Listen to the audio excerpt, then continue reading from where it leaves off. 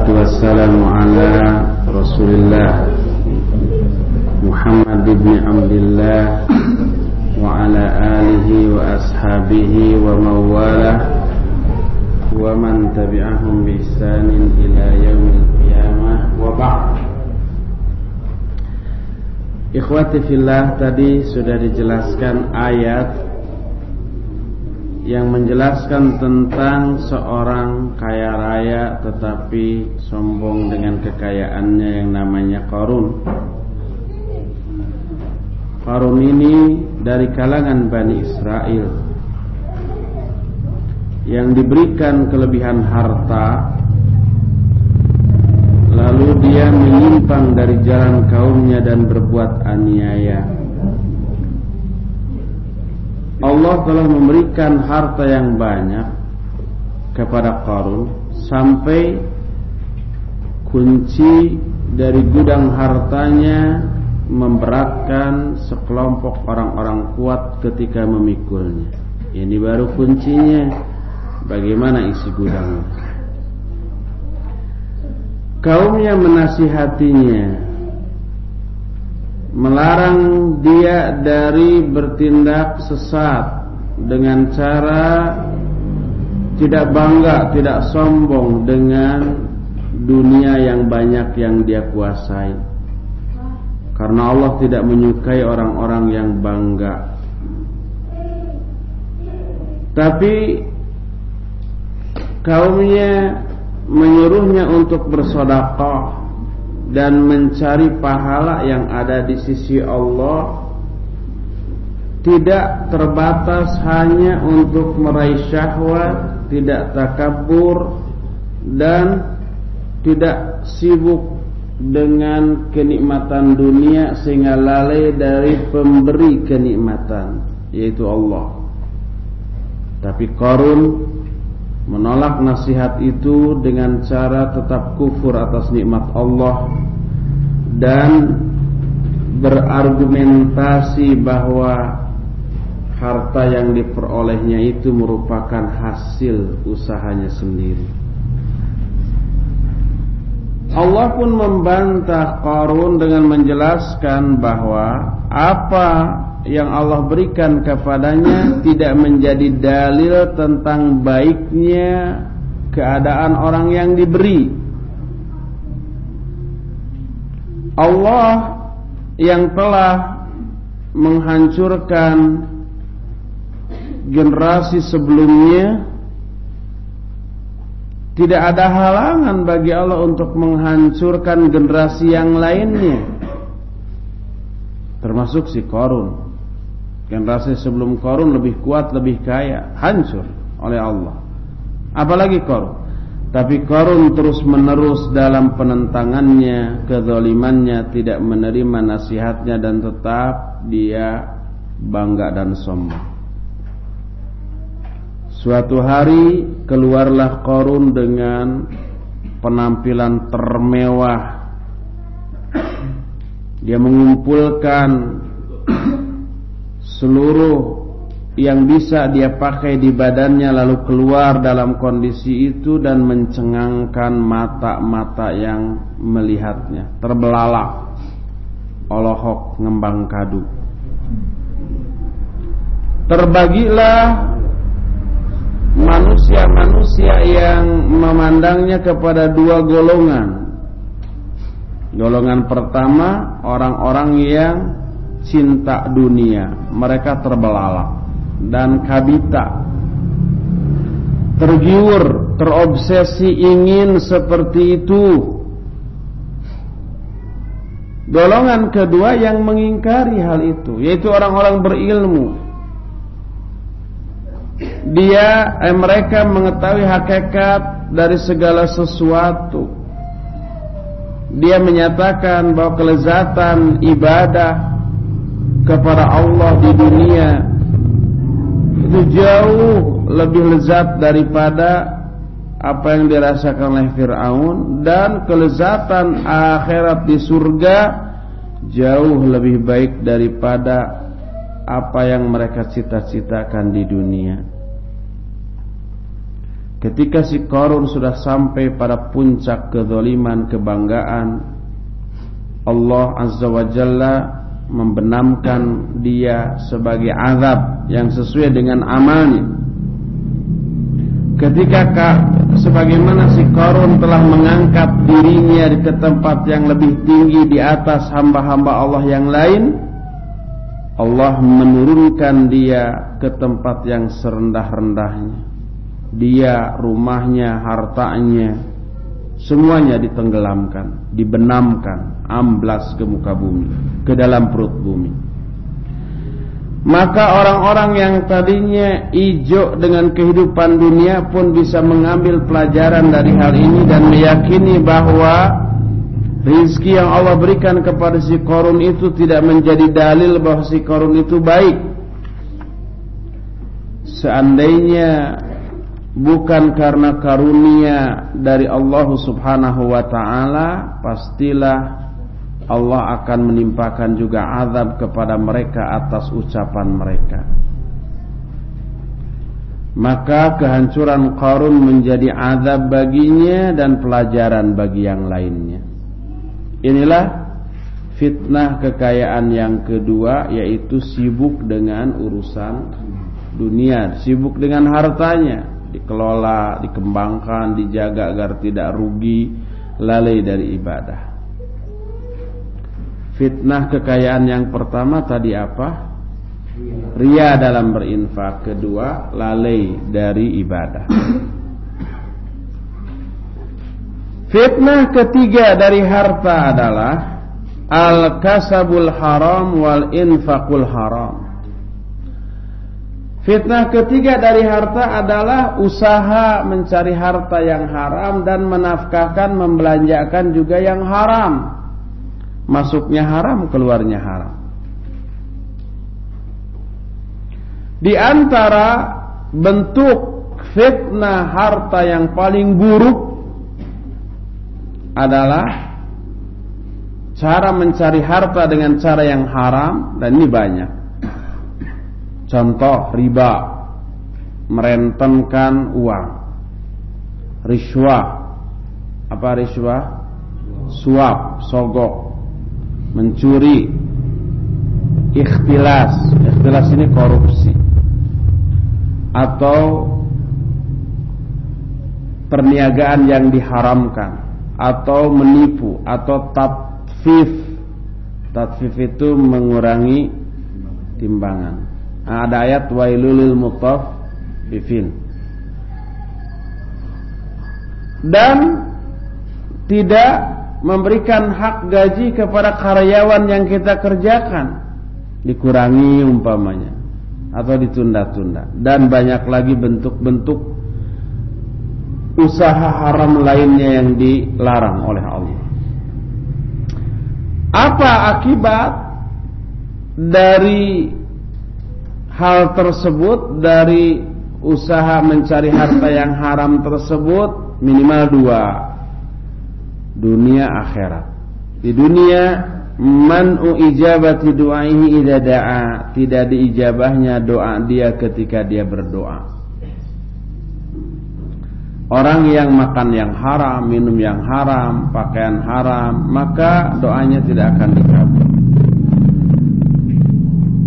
Rasul sallallahu alaihi wasallam bersabda, "Ya ayuhan nas, innallaha thayyibun la yaqbalu illa thayyiba, wa innallaha amara al-mu'minin bima amara bihil mursalin." Faqala, "Ya ayuhar rusul, kulu min thayyibati minat thayyibati wa'malu shaliha, inni bima ta'maluna alim." Wa qala ya ayyuhalladzina amanu kulu min thayyibati ma razaqnakum. Kata Rasul sallallahu alaihi wasallam, wahai manusia, sesungguhnya Allah itu baik dan tidak akan menerima kecuali yang baik-baik. Dan sungguhnya Allah memerintahkan orang-orang mukmin dengan perintah yang juga diberikan kepada para rasul. Jadi perintah Allah kepada orang mukmin dengan kepada para rasul sama. Nih kata Rasul sallallahu alaihi wasallam dalam Al-Qur'an surah Al-Mu'minun 51, Hei para rasul, makanlah dari yang baik-baik dan beramal solehlah. Sesungguhnya aku mengetahui apa aja yang kamu lakukan. Dalam ayat ini Allah memerintah kepada para rasul untuk memakan yang baik-baik, yang halal. Dalam surah Al-Baqarah 172 Allah pun berfirman kepada orang-orang beriman, hei orang-orang beriman, makanlah oleh kalian dari yang baik-baik dari apa yang telah kami rizkikan kepadamu. Jadi sama perintahnya. Rasul disuruh makan yang baik-baik, orang-orang yang beriman juga disuruh makan yang baik-baik. Yang dimaksud yang baik yang halal, selain bergizi ya, halal bergizi. Mau enak mau tidak pokoknya itu baik. Contoh yang tidak enak tapi halal dan bergizi apa coba? Jengkol. Yang tidak enak itu kata yang suka. Tapi yang tidak enak jamu ya. Jamu. Nggak ada orang yang bilang jamu, aduh nikmat banget ini jamu. Nggak ada. Semuanya pas minum pasti mengir saking pahitnya. Tapi itu halal dan bermanfaat bagi kita, kecuali jamu yang dicampuri oleh zat yang berbahaya. Contoh lain umpama yang enak, yang tidak enak tapi thayyibat ya halal ya baik, tapi tidak enak. Contohnya apa ya? Pare, paria bahasa Sundana paria tuh. Itu pahit juga. Tidak ada orang yang menyatakan paria itu enak. Tapi kenapa orang banyak suka? Pertama, karena manfaatnya. Kedua, kalau sudah makan paria, makan lain-lain jadi enak gitu ya. Ya dari pahit ke daging. Nikmat. Thumma dzakara ar-rajula yutilu safar ash'atha aghbara yamuddu yadayhi ila sama ya Rabb wa mat'amuhu haramun wa mashrabuhu haramun wa malbasahu haramun wa ghudhiya bil haram fa anna yustajabu lidzalik. Kemudian Nabi menyebut ada seseorang yang yutilu safar, dia sering safar. Dan safar termasuk salah satu penyebab dikabulkannya doa. Ash'atha aghbara, dia dekil and dekucel. Ya kumal, ash'ath itu artinya lusuh tadi, aghbara itu berdebu. Ini juga termasuk kondisi yang memprihatinkan dan itu termasuk salah satu penyebab dikabulkannya doa. Yamuddu yadayhi ila sama, dia membentangkan tangannya ke langit. Angkat tangan ketika berdoa dan angkat tangan ketika berdoa termasuk salah satu penyebab dikabulkannya doa. Kata Rasul SAW, Allah merasa malu tuh kalau ada seorang hamba berdoa dengan mengangkat tangan lalu doanya ditolak. Allah malu. Maka Imam Ibnu Qayyim menyatakan mengangkat tangan termasuk salah satu pendukung dikabulkannya doa. Ya Rabb, ya Rabb, dia bilang ya Rabb berdoa. Ada 3 pendukung dikabulkannya doa pada diri orang itu. Pertama safar, kedua miskin, kesulitan, yang ketiga mengangkat tangan. Tapi makanan yang dia makan haram, minuman yang dia minum haram, pakaian yang dia kenakan haram, maka bagaimana mungkin dia akan diijabah doanya? Dari sini kita tahu bahwa hasil dari yang haram menyebabkan doanya ditolak oleh Allah Subhanahu wa ta'ala. Ini iqab, sanksi yang pertama. Kedua, di akhirat hisab. Apa yang dimaksud dengan hisab? Dari Abu Hurairah, dari Abu Barzah Al-Aslami radhiyallahu an, Nabi alaihi salatu wasallam bersabda, la tazulu qadama 'abdin hatta yus'ala an umrihi fima afna wa an ilmihi fima fa'a wa an malihi min aina iktasabahu wa fima anfaqahu wa an jismihi fima ablah. Kata Nabi SAW, tidaklah bergeser kedua kaki seorang hamba pada hari kiamat sebelum dia ditanya tentang, pertama, umurnya, untuk apa umur itu dihabiskan. Kedua, ilmunya, apa yang dia lakukan dengan ilmunya itu. Ketiga, tentang hartanya. Lihat, umurnya dan ilmunya hanya ditanya satu pertanyaan, dihabiskan untuk apa. Kalau harta ada dua pertanyaannya. Pertama, dari mana harta itu diperoleh, dan kemana harta itu digunakan. Dua pertanyaan. Dari mana nih?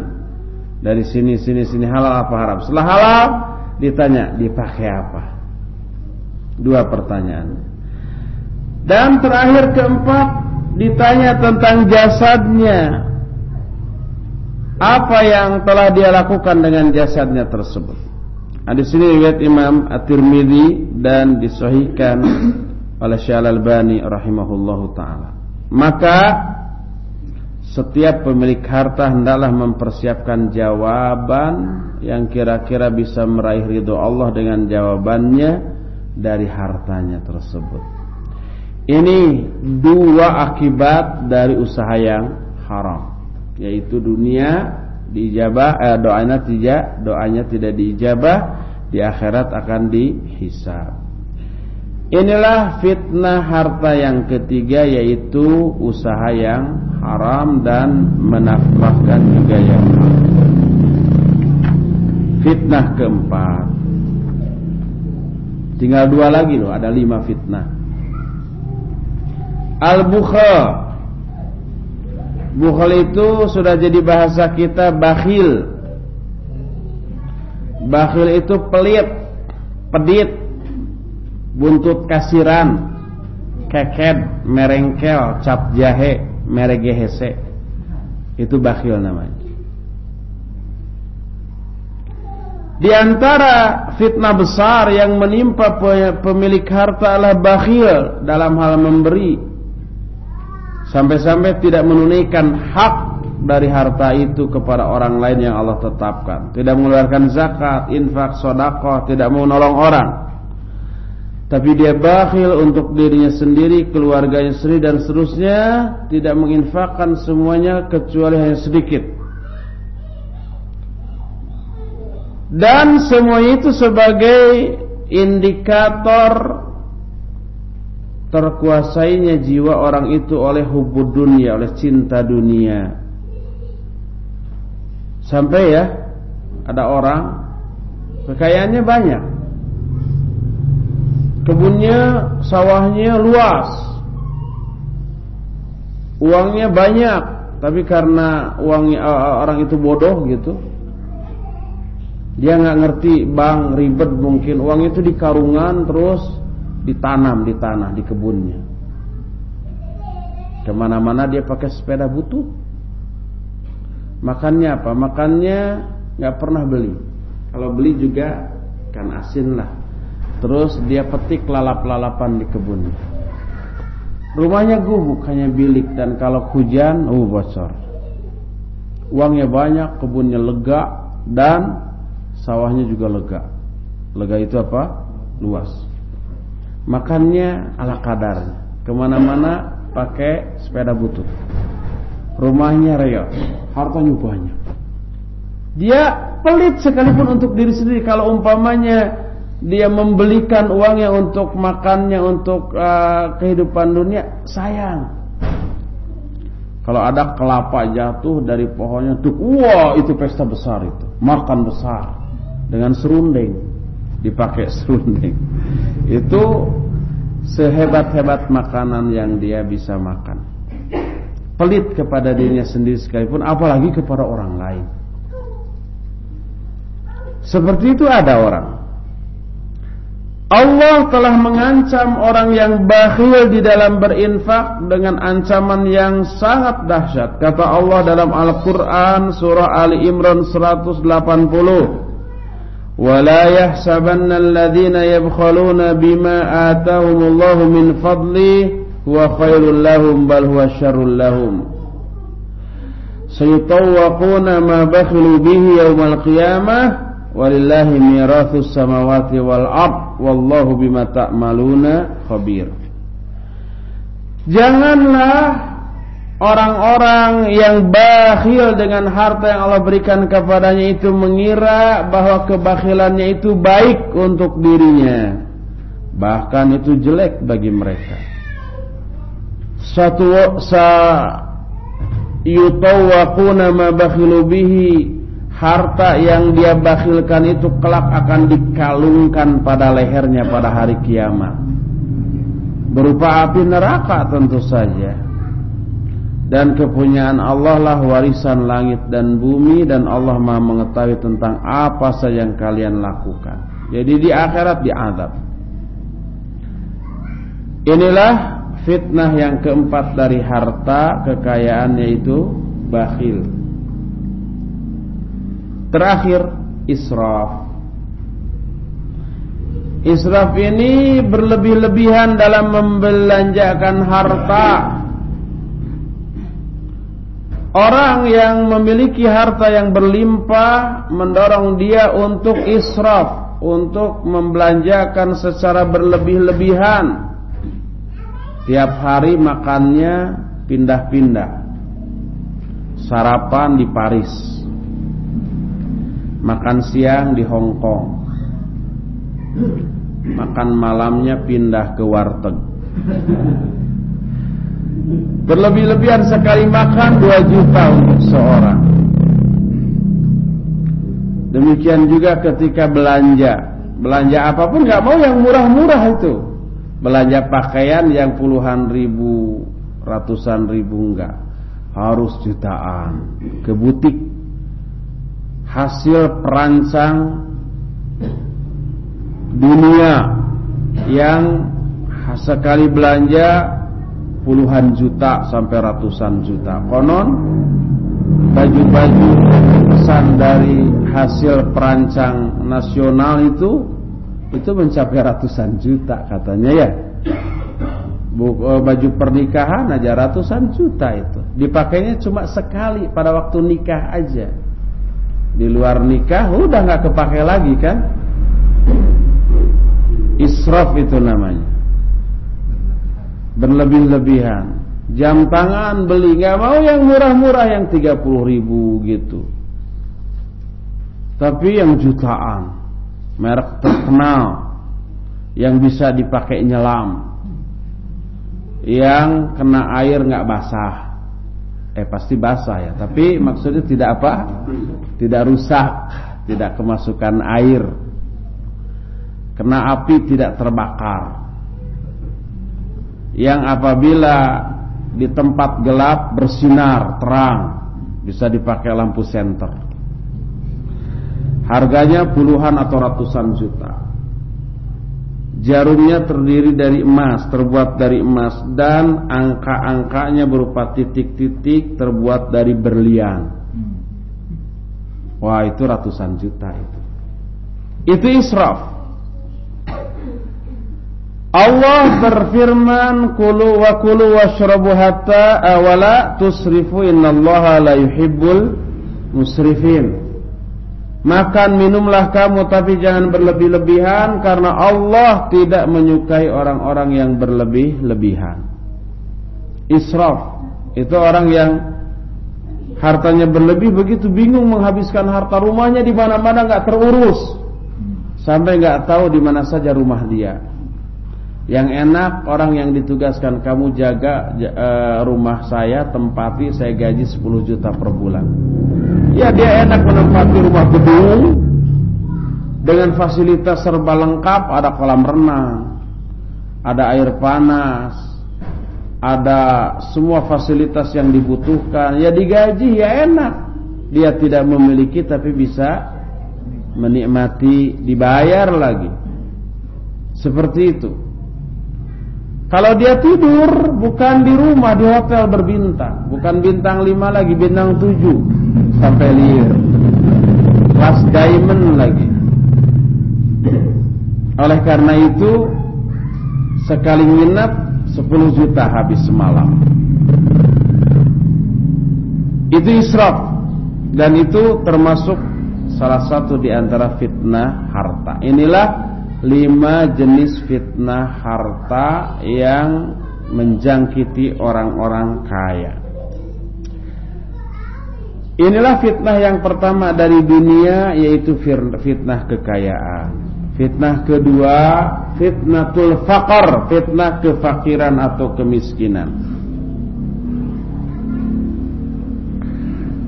Kalau tadi disebutkan berlimpahnya harta menjadi fitnah bagi pemiliknya, sebaliknya minimnya harta, sedikitnya kekayaan menjadi fitnah juga. Karena sedikitnya kekayaan memberikan kesulitan dalam kehidupannya. Mau makan gitu ya, nggak cukup nih uangnya.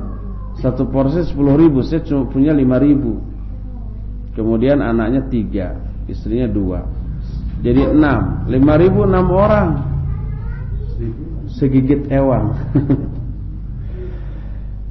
Maka baik kekayaan ataupun kemiskinan, dua-duanya memiliki kandungan yang berbahaya bagi orang-orang yang mengalaminya, baik bahaya kepada dunianya ataupun akhiratnya, kecuali orang-orang yang bertakwa kepada Allah.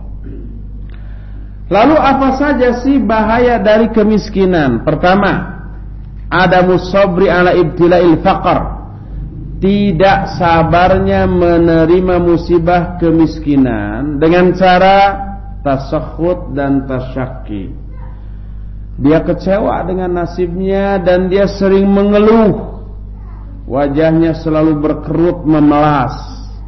Tidak pernah ada senyum, tidak ada cahaya yang menerangi wajahnya.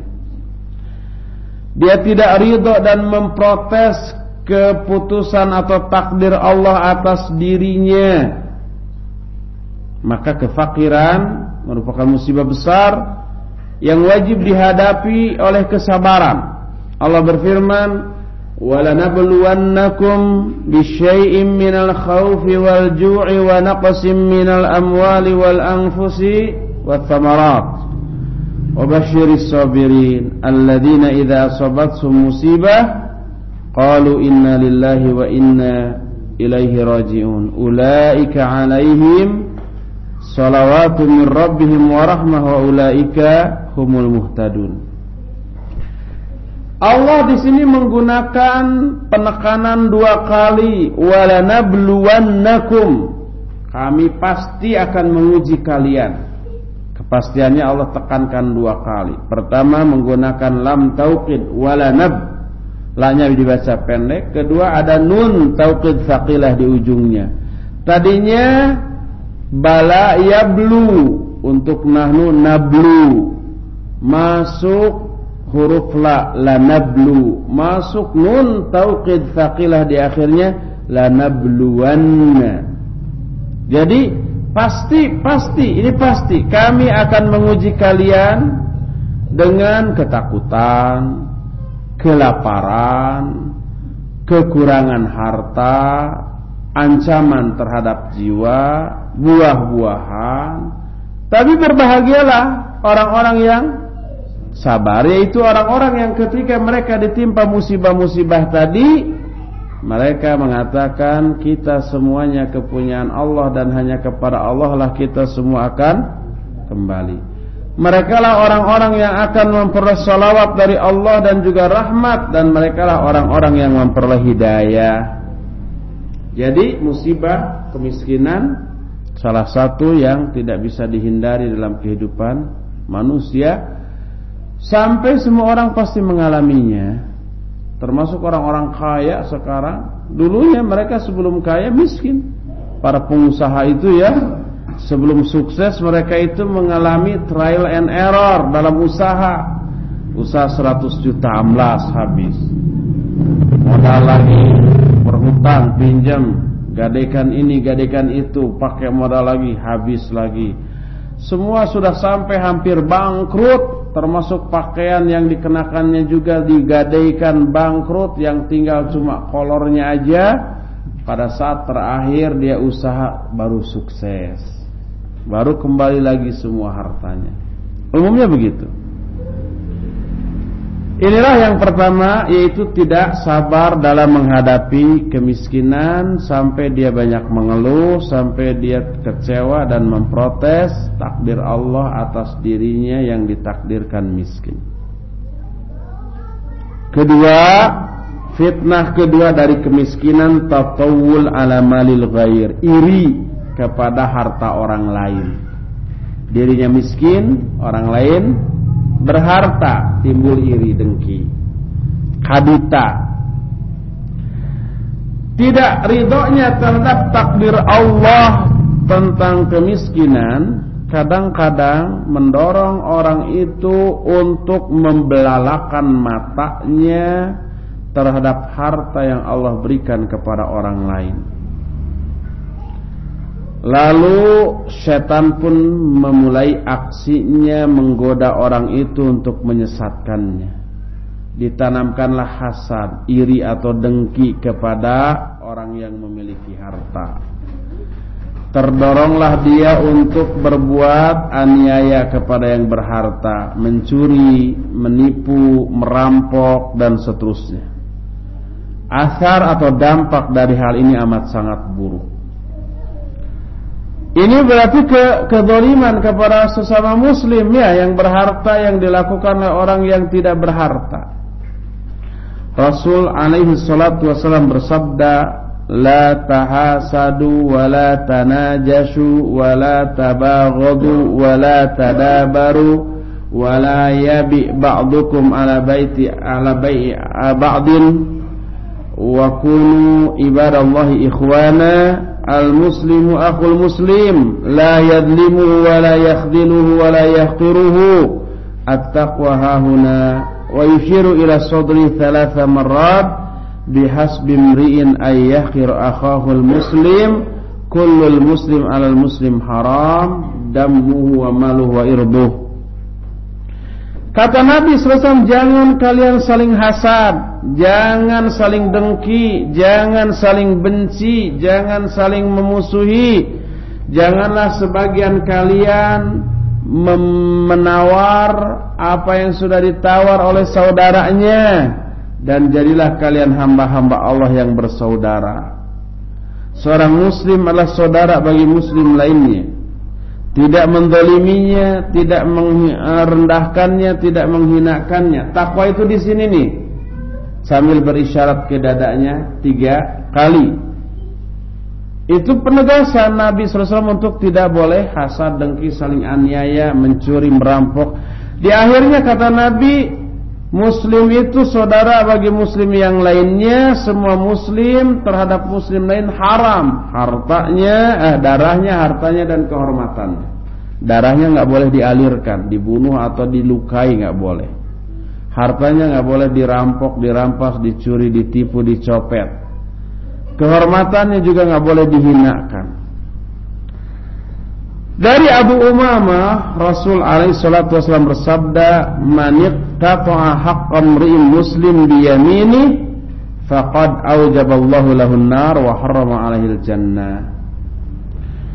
Siapa orang yang merampas hak seorang muslim dengan sumpahnya, maka Allah telah mewajibkan neraka atas orang itu dan mengharamkan surga.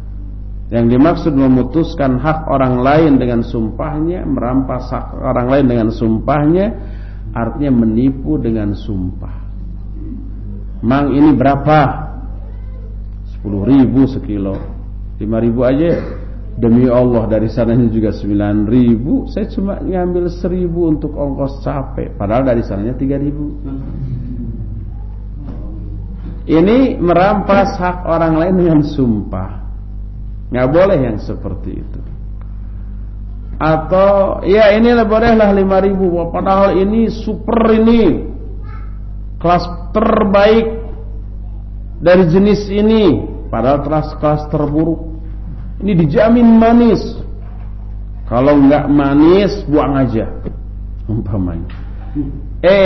Dan nggak bisa dicoba karena lagi saum kan. Dibeli 10 kilo untuk daurah. Pulang ke rumah peserta daurah nyengir semua asem. Disusul lagi, pedagangnya udah pulang dan pindah tempat dia.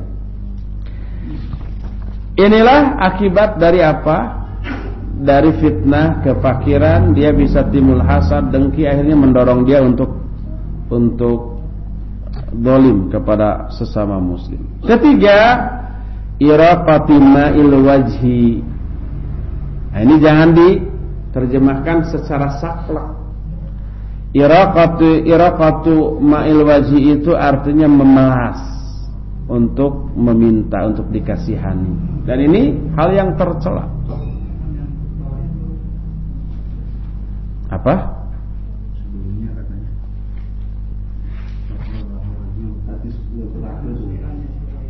Oh, belum tamat hadisnya.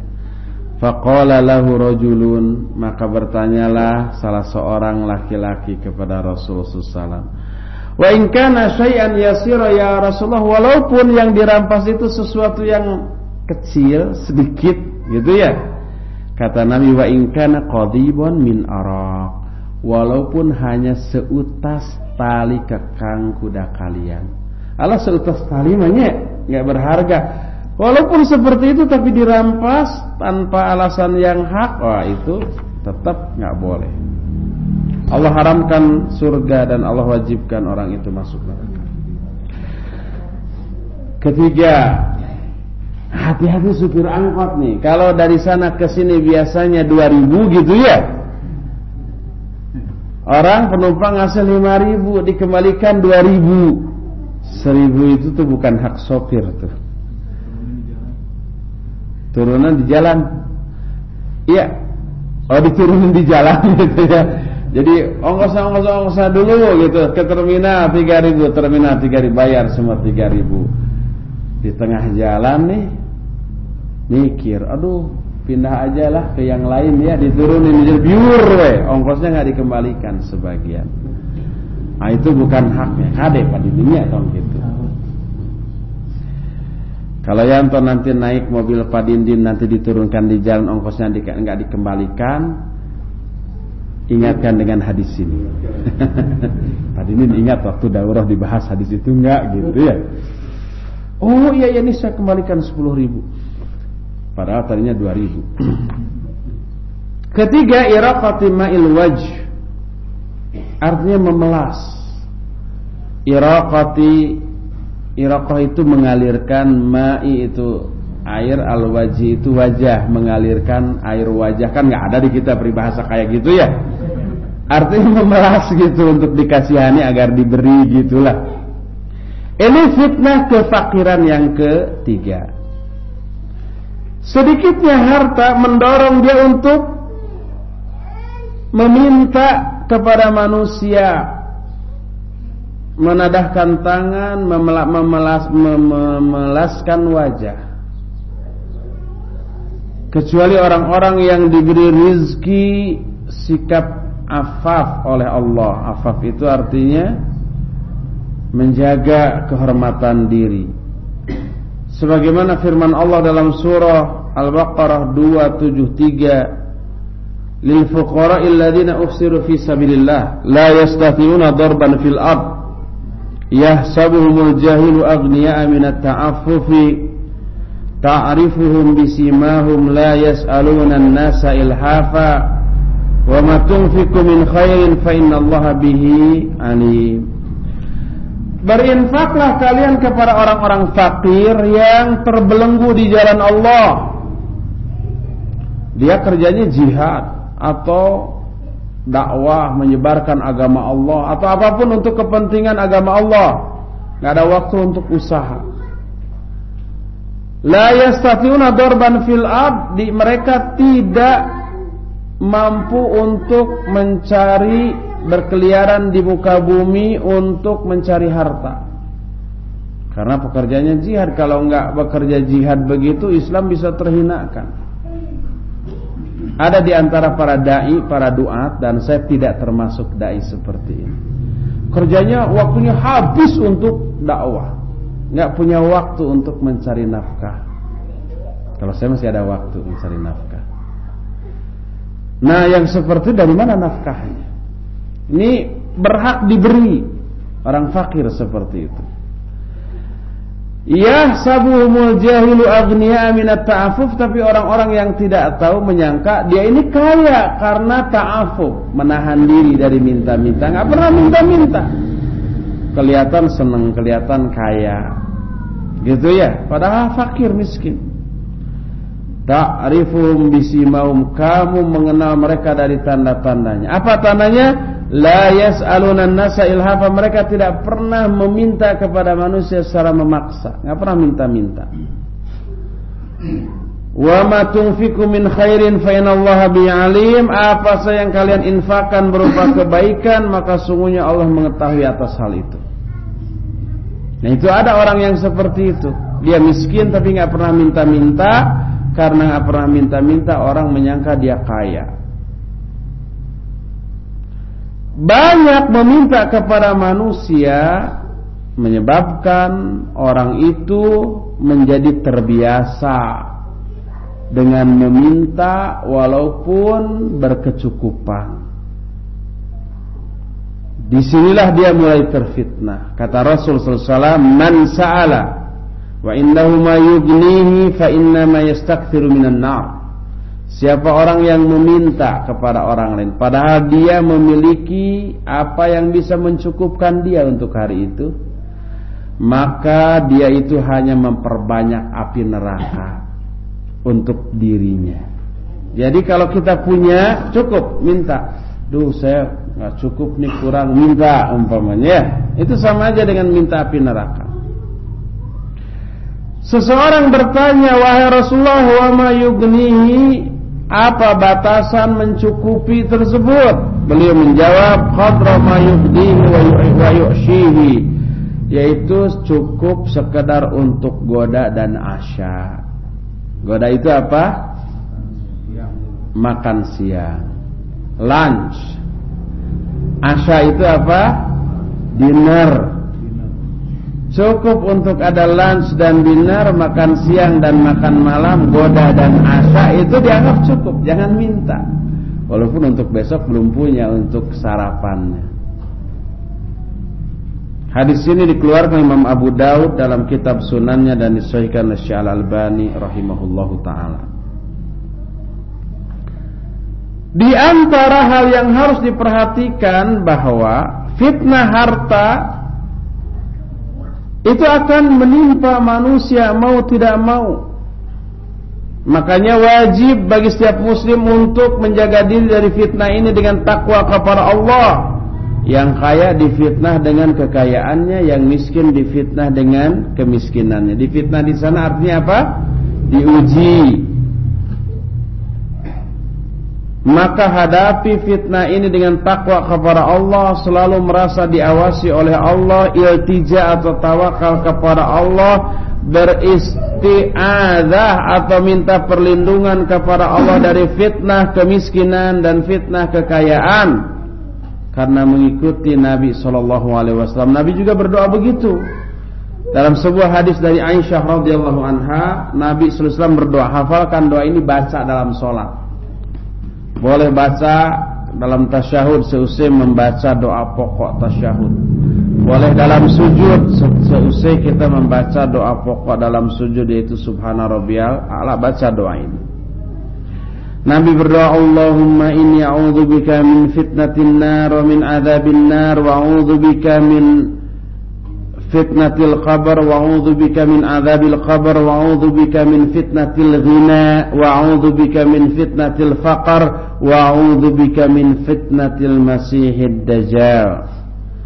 Ya Allah, sungguhnya aku berlindung kepada Engkau dari fitnah neraka dan azab neraka. Aku berlindung kepada Engkau dari fitnah kubur, dan aku pun berlindung kepada Engkau dari azab kubur. Aku pun berlindung kepada Engkau dari fitnah kekayaan, dan aku pun berlindung kepada Engkau dari fitnah kemiskinan. Aku pun berlindung kepada Engkau dari fitnah al-masihid dajjal. Nabi berlindung. Hadis ini sahih riwayat Imam Bukhari dalam kitab sahihnya dengan sanad yang sahih. Selesai sudah fitnah pertama, itu fitnah harta. Kedua, fitnah wanita. Ini akan dibahas nanti pada asar, nggak sekarang. Sekarang sudah hampir habis waktunya, tertinggal waktu tersisa 10 menit kira-kira untuk tanya jawab. Dipersilahkan kalau ada yang mau bertanya. Iya.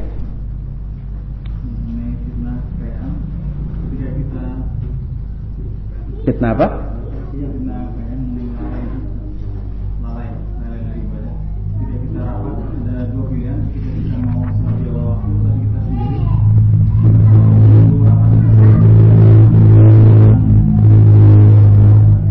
Rapat. Terus yang kedua, jika bertobat dari riba, di mana baju yang kita pakai juga dari riba, kemudian perabotan Dari riba. dengan tobat atau kita buat? Iya. Pertama kalau rapat pas waktu sholat, izin dulu, saya mau sholat.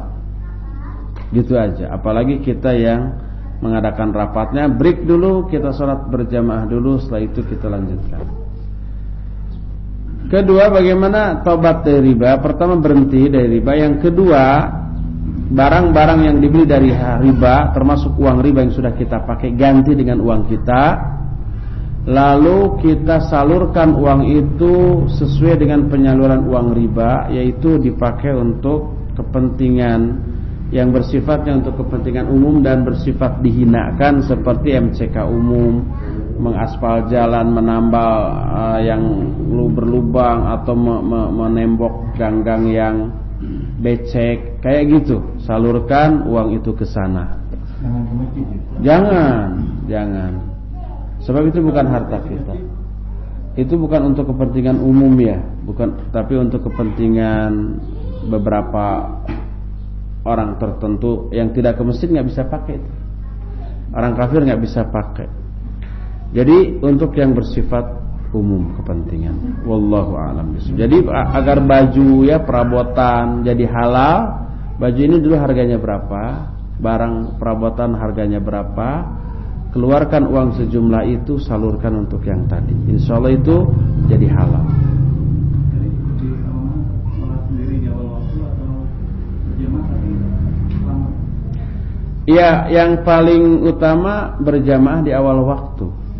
Tapi kalau tidak memungkinkan, umpamanya ya imamnya memang mengundurkan dari waktu sholat, dari awal waktu sholat, maka kita ikut berjamaah di masjid itu bersama imam. Dan kalau itu merupakan sebuah kesalahan syar'i, imamlah yang bertanggung jawab.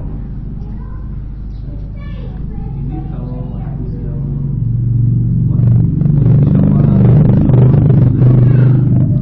Kalau dia minta syafaat, minta pertolongan, nggak akan ditolong oleh orang karena kumalnya gitu ya, karena miskinnya, karena rendah sosial, status sosialnya gitu. Minta tolong ya malah orang ngabalir gitu. Ngabalir itu apa ya? Gini, berpaling. Jika kita sudah diterima bekerja di suatu lembaga pemerintah, kemudian kita dimintai uang, jika kita tidak memberi uang, maka pekerjaan itu akan diberikan kepada orang lain. Apakah itu masuk suap? Ya, itu suap. Fitnah penguasa zalim sudah dijelaskan. Bagaimana dengan fitnah penguasa yang alim? Seorang ustadz atau mudir pesantren, itu bukan penguasa. Nah, kalau sekarang umpamanya seorang ustadz atau mudir pesantren zalim ya, guru-guru yang ngajar disunat, gajinya maksudnya, gajinya setengahnya diambil, maka dosa yang diambil haram. Tapi kalau si mudir itu umpamanya melihat ada guru yang menyimpang, akhlaknya bejat gitu ya, berkhianat, umpamanya mungutin pajak dari siapa? Murid-murid, ngejual dedet diktator, menjual diktat, beli motor umpamanya ya, menjual buku. Siapa yang nggak beli buku ini dimarahi atau gimana lah, ketahuan oleh murid, harus ditegur. Kalau nggak bisa ditegur ya udah, daripada mencoreng kredibilitas pesantren yang dia pimpin, nanti orang tua santrinya bisa protes ya. Kalau tidak bisa diluruskan, sudah ibarat kutil gitu ya, dipotong aja kutil itu, buang, seperti itu. Tapi si orang itu merasa, wah ini ustadznya zalim kepada dirinya.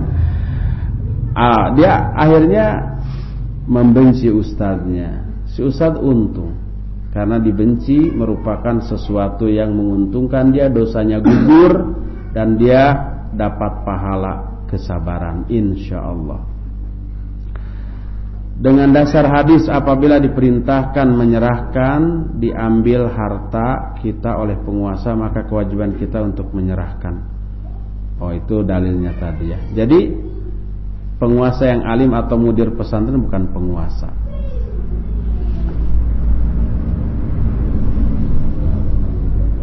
Seorang pemilik toko di sekitar pondoknya dipaksa untuk menyerahkan usahanya untuk kepentingan umat, diserahkan ke pesantren.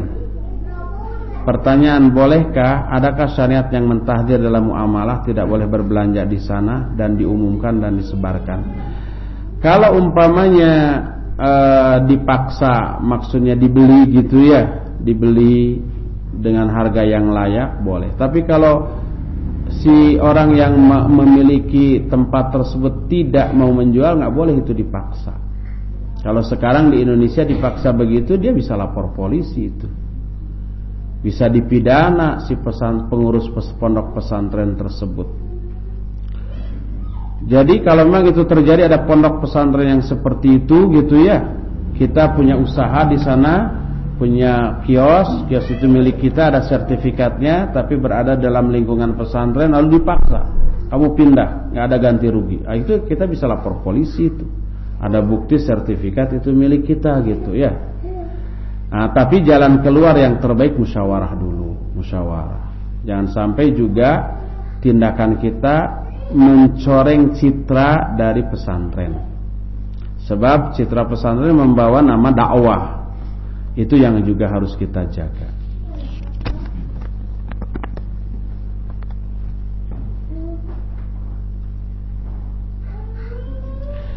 Jika berniat membahagiakan anak kita ketika akan menikah, kita mengundang dan melaksanakan pernikahan dengan meriah, pestanya, menggunakan musik supaya meriah dan berbaur, dan seterusnya. Apakah ini juga tidak boleh? Iya, niat yang baik tidak berarti menghalalkan segala cara. Niatnya membahagiakan, jangan dengan cara yang diharamkan. Umpama anak kecil nih, agar bahagia gimana ya? Udah aja diajak ke diskotik biar dia senang. Nggak boleh seperti itu. Jadi cara yang baik itu yang dinilai. Niat yang baik harus dilakukan dengan cara yang baik pula.